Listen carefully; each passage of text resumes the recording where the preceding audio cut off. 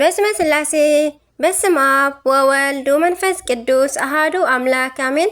ሰላም እግዚአብሔር አምላክ ምስ ኩላትኩም ይኹን። ስድራ እግዚአብሔር አምላክ ከመይ ውዒልኩም?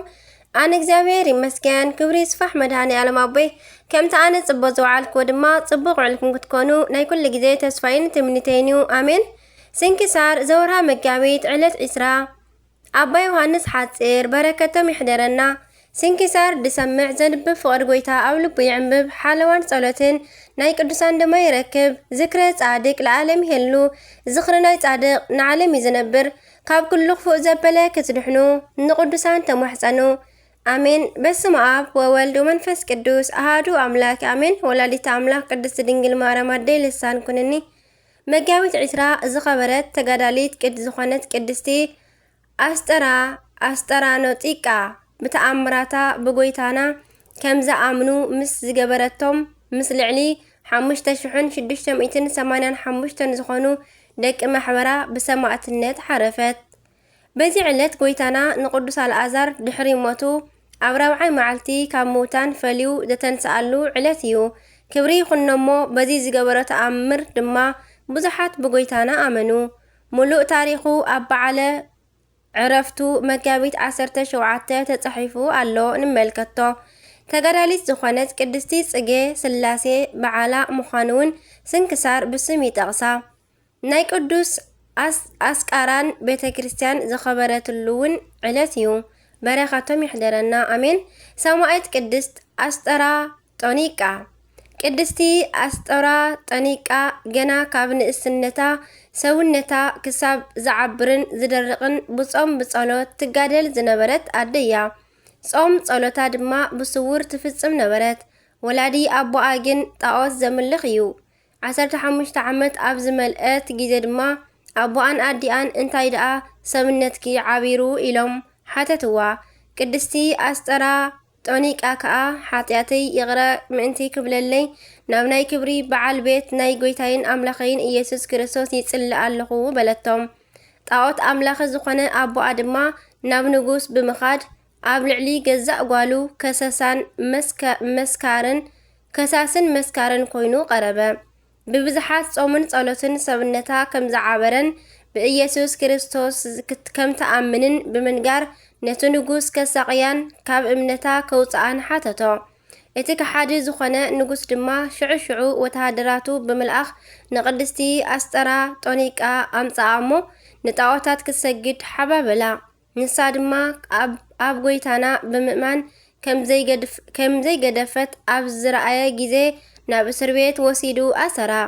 ኣዲኣ ድማ ክርስቲያን ስለ ዝነበረት ናብ እስር ቤት እንዳመፀት ንጓላ ቅድስቲ ኣስጠራጦኒቃ ኣብ እምነታ ክትጸንዕ ተባራትዓ ነበረት። ድሕሪኡ ንጉስ ንቅድስቲ ኣስጠራጦኒቃ ምስ ስቃይ ቀጸለ። ናይ ሓፂን ሰሌዳ ብምቕራብ እውን ብእሳት ምስ ኣርሰንዋ ንሰብነታ ብኡ ኣጣቢቖም ብምቅጻል ብዙሕ ስቃይ ኣሰቃይዋ።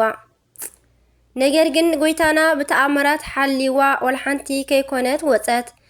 ነዚ ተኣምር ዝረኣዩ 4700 ሰባት ድማ ኣብ ናይ ቅድስቲ ኣስጠራጦኒቃ ኣምላኽ ብጎይታና ኢየሱስ ክርስቶስ ኣሚኖም ብሰማዕትነት ዓሪፎም ናይ ክብሪ ኣክሊል ተጎናጸፉ። በረኸቶም ይሕደረና። ደጊቦም ድማ ናብ እስር ቤት ብምእታው ናይ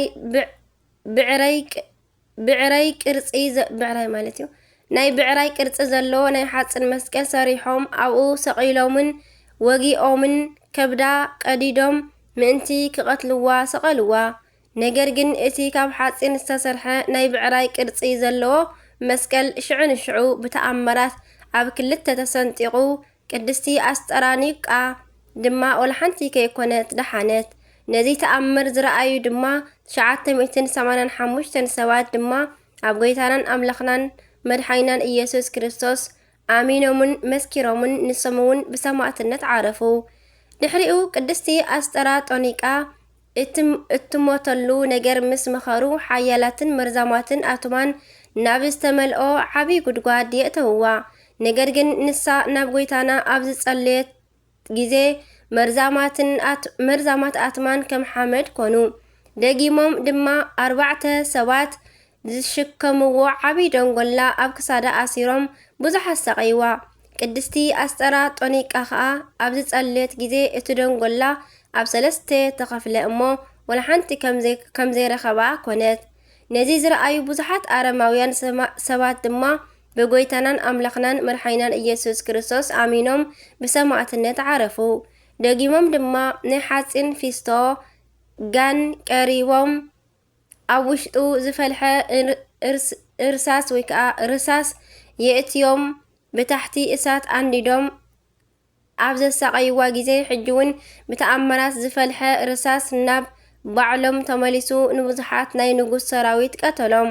ንጉስ ድማ ነዚ ኣብ ዝተመልከተ ግዜ ብጣዕሚ ተቆጢዑ ናይ ቅድስቲ ኣስጠራጠኒቃ ክሳድ ብሰይፍ ክቆርፁ ኣዘዞም።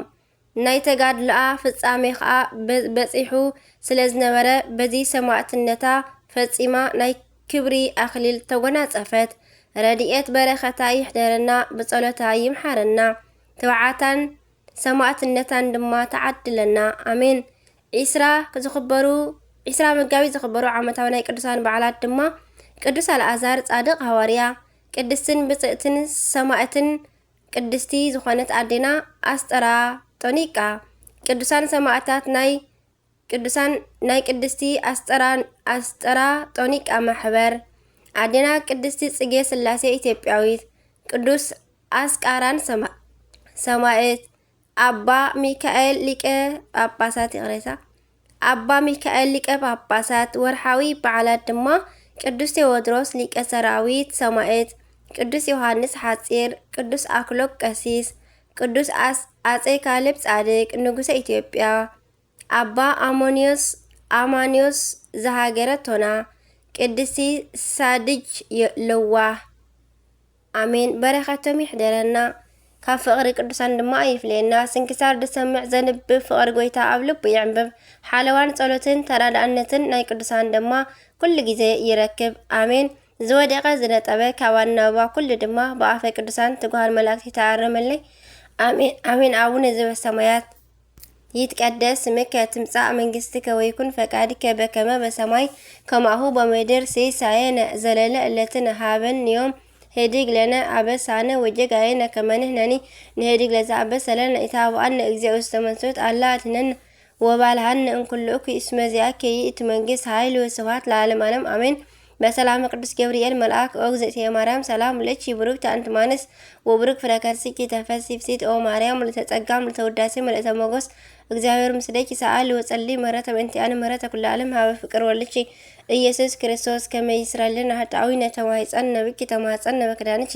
ስብሐት ለእግዚአብሔር ወለወላዲቱ ድንግል ወለመስቀሉ ክቡር አሜን አሜን ለይኩን።